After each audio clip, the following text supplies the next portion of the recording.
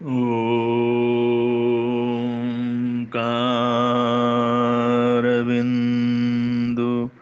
संयुक्तं नित्यं ध्यायन्ति योगिनः कामदं मोक्षदं चैव ओंकाराय नमो नमः। परमेष्टिनमस्कारं सारं नवपदात्मकम् आत्मरक्षाकरं वज्र पंजरावं स्मराम्यहम्।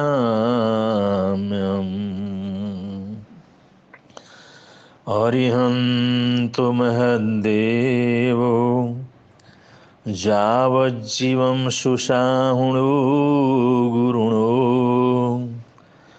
जीर्णपन्नुत्तं तत्तं इयसम्मतं मयेगह्यम्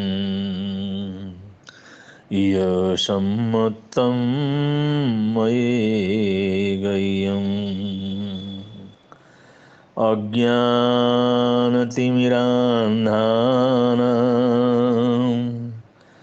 ज्ञानाञ्जनशलाकया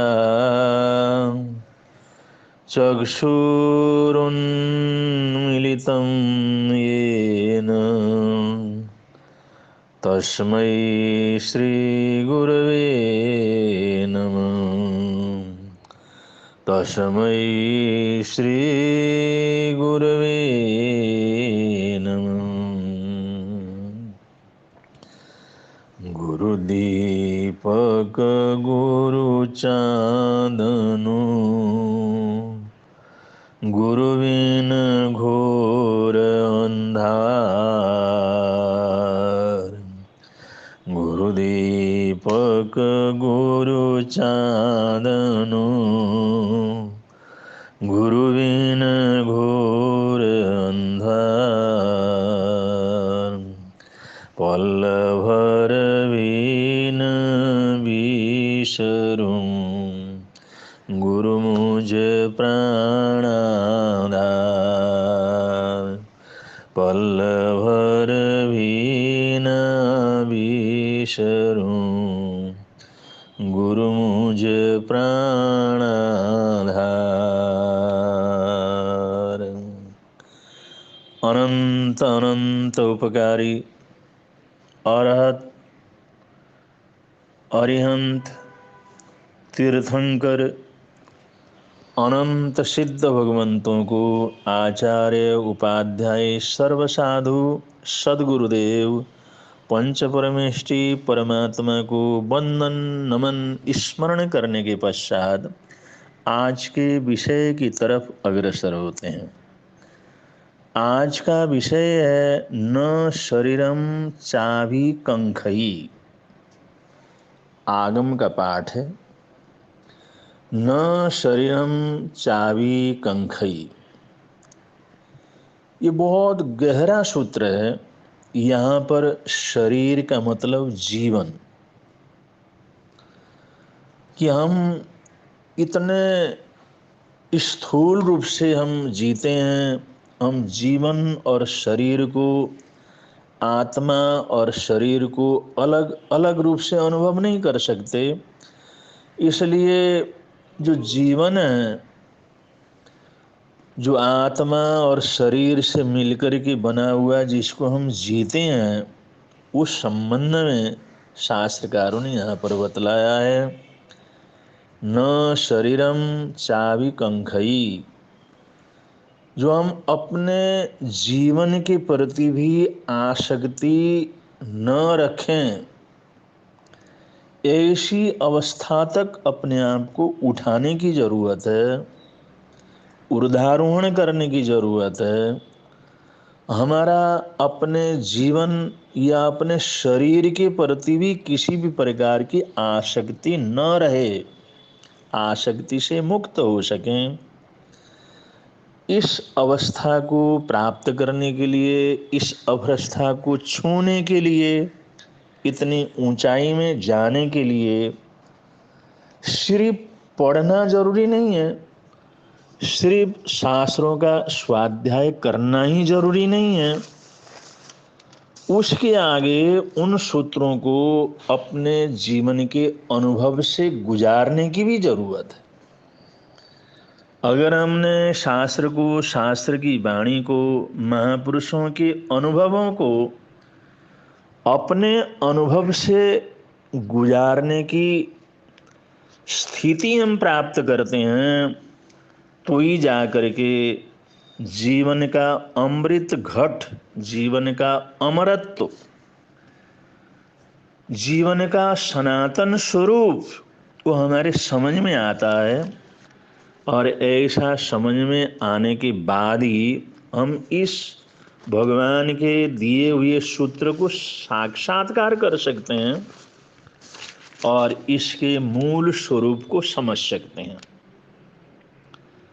शास्त्रों में लिखा रहता है संसार परेशानियों और समस्याओं का घर है, ये संसार विषवत है, ये संसार जहर के समान है। चलो हम मान लेते हैं कि शास्त्र में लिखा है, किसी महापुरुष ने अपने ग्रंथ में लिखा है कि संसार असत्य है, संसार क्षणभंगुर है, संसार विषवत है, संसार समस्या है। इसी से हमारा अनुभव, हमारा ज्ञान, हमारा सोच पर्याप्त थोड़ी हो जाएगा। ये हम पढ़ने से, सिर्फ सुनने से हम इस गहराई तक कहाँ पहुँच सकते हैं।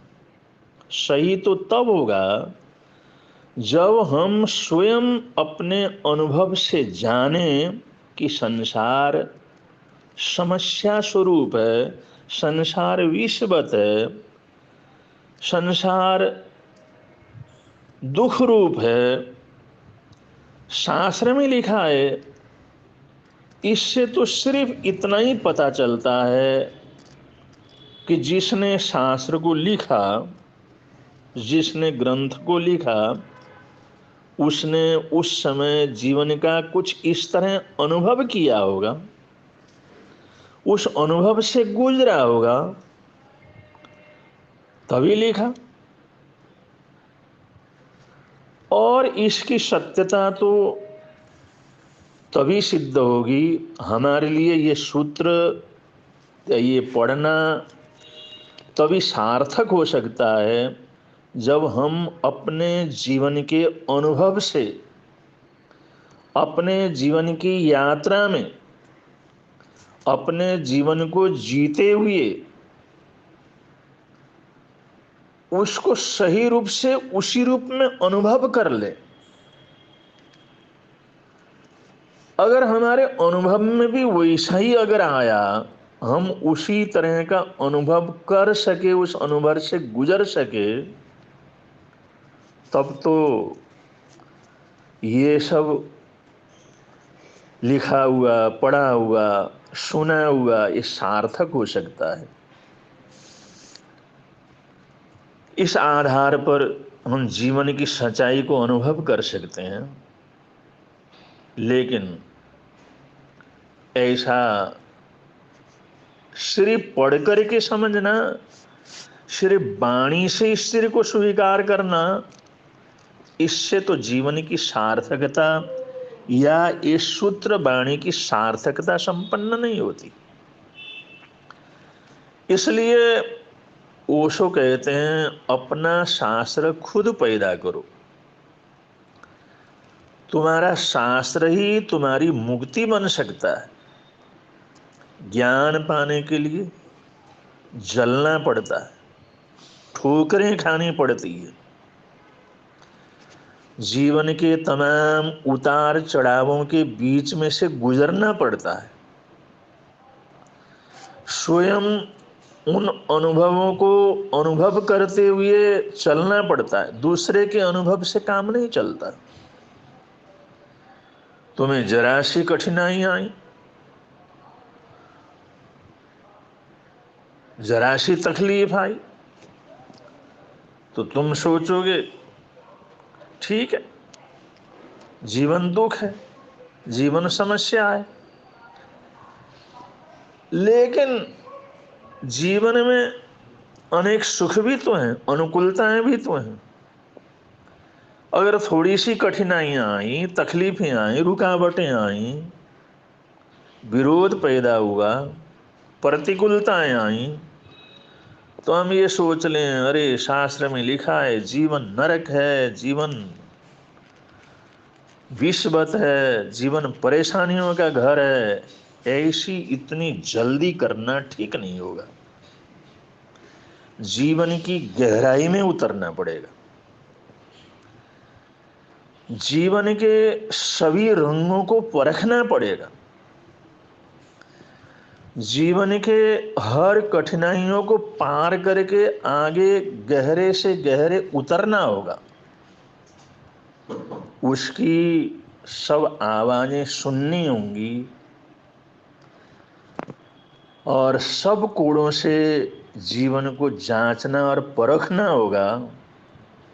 जब पूरी तरह से जीवन को जांच परख करके आगे बढ़ेंगे, सब तरफ से जीवन को पहचानेंगे, जब तुम जीवन को पूरा देख लेंगे, गहराई तक देखेंगे, गहराई तक जाकर के जानेंगे, तब जो अनुभव में आएगा तब हम कुछ कह सकते हैं,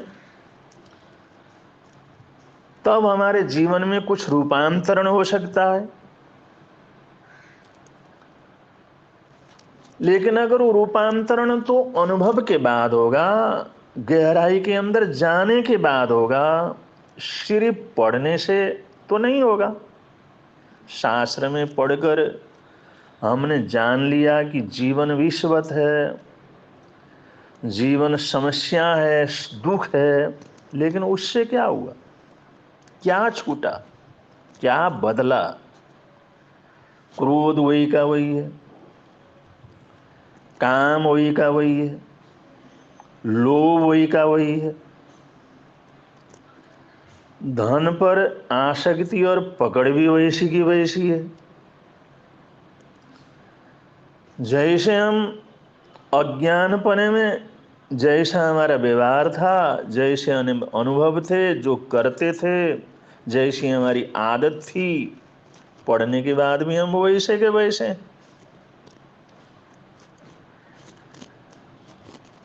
अब लिखने को तो शास्त्रों के अंदर ये भी तो लिखा हुआ है, जीवन अमृत है, जीवन स्वर्ग है, तुम अमृत पुत्र हो। वेद तो यही कहते हैं जीवन अमृत पुत्र है। शास्त्र में यह भी लिखा है कि जीवन प्रभु है और परमात्मा है, हम परमात्मा के ही अंश हैं।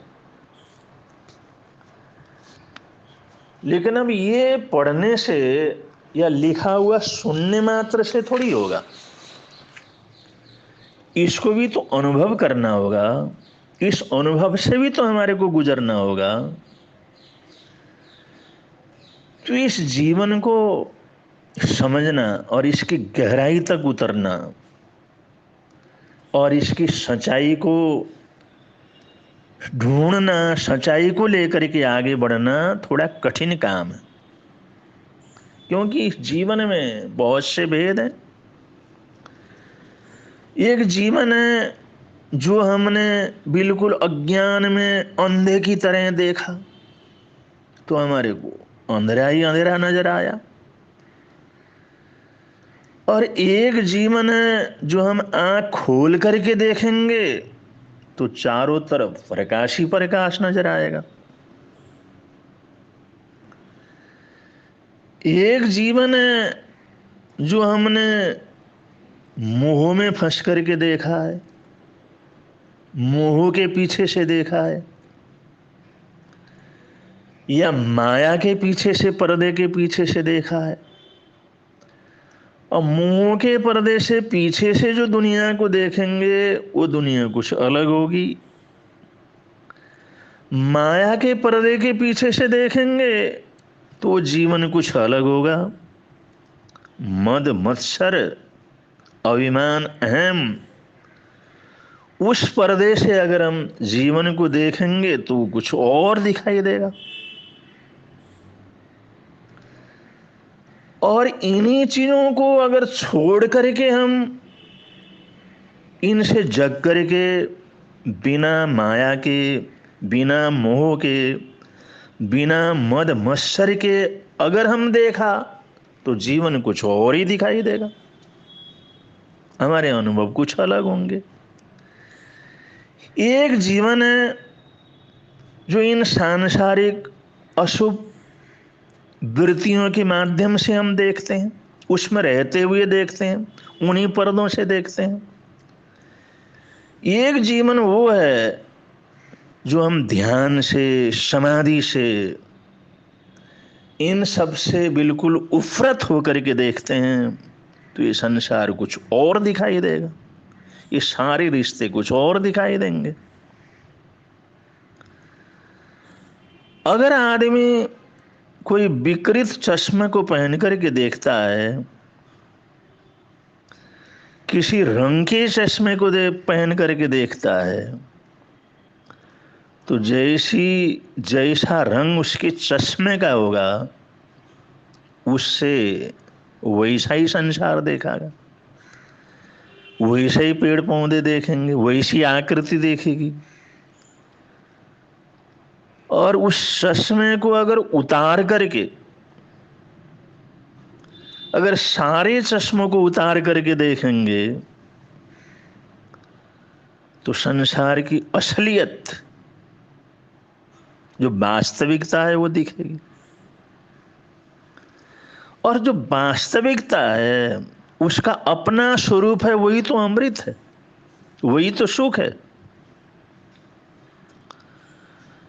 तो ऐसे जीवन को देखने का, संसार को देखने का अलग अलग रूप है, अलग अलग रूप, या हम स्वयं अलग अलग अवस्था में अलग अलग रूप से उसको देखते हैं।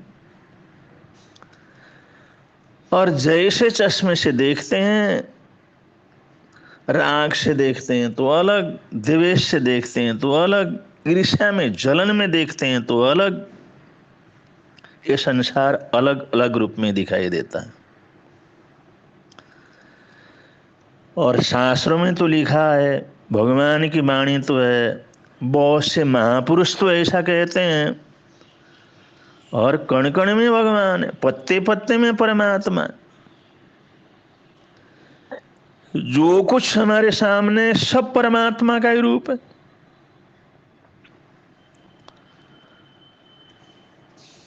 अब सिर्फ पढ़ने से तो हमारे कोई जानकारी नहीं होगी, जब तक हम उसकी असलियत में नहीं पहुंचते, सच्ची आंखों से, बिल्कुल खाली आंखों से जब तक देखते नहीं हैं, तब तक दुनिया को नहीं समझ पाते।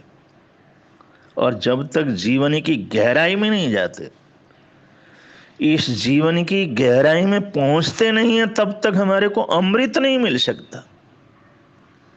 अगर अमृत को पाना है, इस जीवन की असलियत को पाना है, इस जीवन की गहराई को पाना है, तो वो जीवन जो महापुरुषों ने जिया, वो जीवन जो फक्कड़ महात्माओं ने जिया, वो जीवन जो निर्भय होकर के जिया, वो जीवन जिन्होंने निरासक्त होकर के जिया, और सामने मौत भी खड़ी हो तो भी एक कदम इधर से उधर नहीं हुए, सारा संसार उसके सामने मिलता हो फिर भी आकर्षित नहीं हुए, ऐसे ऊंचे जीवन अमृत कलश को प्राप्त करने के लिए, जीवन की सच्चाई को प्राप्त करने के लिए हमारे को जीवन की गहराई के अंदर जाना होगा, इतनी गहराई में जाना होगा, इतनी गहराई में जाना होगा जिससे हम संपूर्ण जीवन की गहराई को अनुभव के द्वारा गुजार सकें। उदाहरण के तौर पर अगर किसी व्यक्ति को पानी की जरूरत है, जल की जरूरत है, शीतलता की जरूरत है, प्यास बुझाने की जरूरत है, धरती को सींचने की जरूरत है, तो कोई कहता है भाई अपनी धरती को लहर बहर करना चाहते हो, इस मिट्टी से अमृत पैदा करना चाहते हो, अन्नमय ब्रह्म अन्न पैदा करना चाहते हो, तो इसको जल दो, सिंचाई की व्यवस्था करो। अब सिंचाई की व्यवस्था कहाँ से करें? तो कहता कुआं खोदो, धरती में खोद करके कुएं से पानी निकालो। अब हमने मन बनाया या उस किसान ने मन बनाया और उसने कुआं खोदने का निश्चय किया। कुआं खोदने लगेगा तो पहले कंकर मिलेंगे, पत्थर मिलेंगे, और कंकर पत्थर और सूखी जमीन, कंकड़ी जमीन, उसको खोदता जाएगा, खोदता जाएगा, धीरे धीरे नीचे गहराई के अंदर खोदते खोदते नीचे पहुंचता जाएगा, और खोदते खोदते उस स्थिति में पहुंचेगा जब मिट्टी मिलेगी, फिर खुश प्रसन्न होगा। उसने सोचा पानी मिलेगा, लेकिन पीछे फिर बड़ा पत्थर उसको मिलेगा, निराशा छाएगी। लेकिन धैर्य के साथ अगर उस बड़े पत्थर को भी किसी तरह से तोड़ तोड़ करके, समय लगा करके, ताकत लगा करके उस पत्थर को तोड़ करके अंदर प्रवेश करेगा, तो वहां पर फिर गीली मिट्टी उसको हाथ लगेगी, वो सुंदर चिकनी मिट्टी उसको हाथ लगेगी, गीलापन महसूस होगा, आशा बंधेगी, फिर मेहनत करता रहेगा, खोदता रहेगा, खोदता रहेगा, उस सारी जमीन की मिट्टी को बाहर निकालेगा, तो उसके बाद उसको जल मिलेगा। और पहले मिट्टी वाला जल मिलेगा, खराब जल मिलेगा, फिर उसको भी निकालता रहेगा, निकालता रहेगा, तो स्वच्छ अमृत के समान जल मिलेगा। ऐसे ही अगर हम जीवन में अमृत पाना चाहते हैं, अमृत रूपी जल को पाना चाहते हैं, जीवन की सच्चाई को पाना चाहते हैं,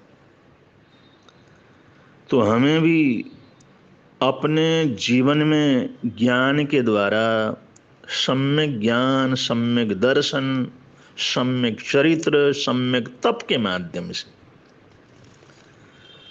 सम्यक सत्य आचरण के माध्यम से, भक्ति और सहनशीलता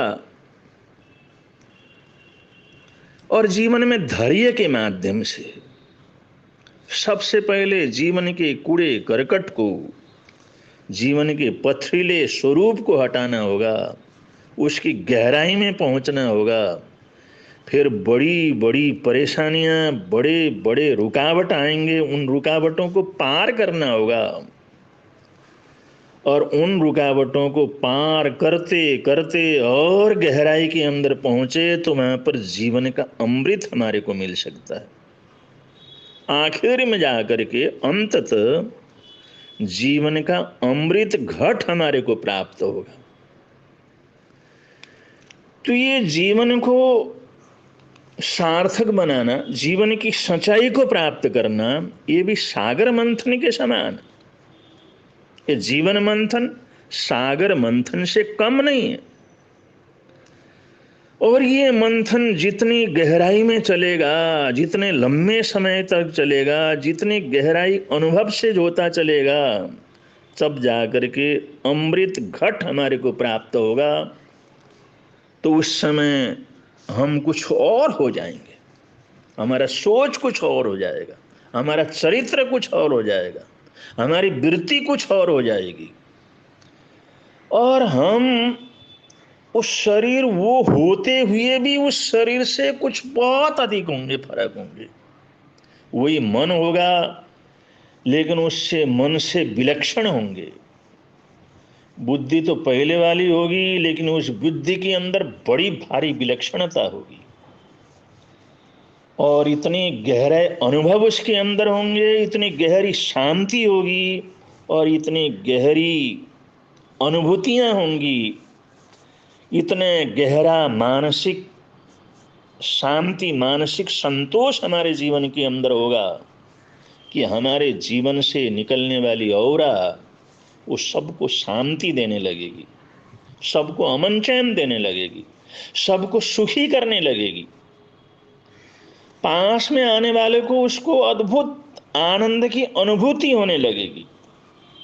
ऐसी अवस्था हमारे जीवन की हो सकती है अगर शास्त्रों को पढ़ने के बाद हम वो जीवन की गहराई में उसको शोध करते हुए गहराई में उतरते चले जाएं। यही तो साधना है, और यही साधना करना बड़ा कठिन काम है। जो ऐसी साधना करते हैं उन्हीं का यहाँ भी आनंद रहता, प्रभव के अंदर भी आनंद रहता। तो इन्हीं मंगल कामनाओं के साथ आज के वक्तव्य को यहाँ पर विराम दे रहे हैं। बड़े प्रेम से आप लोग बोलेंगे, मिलता है आनंद प्रभु की वाणी से, मिलता है आनंद प्रभु की वाणी से, मिलता है आनंद प्रभु की वाणी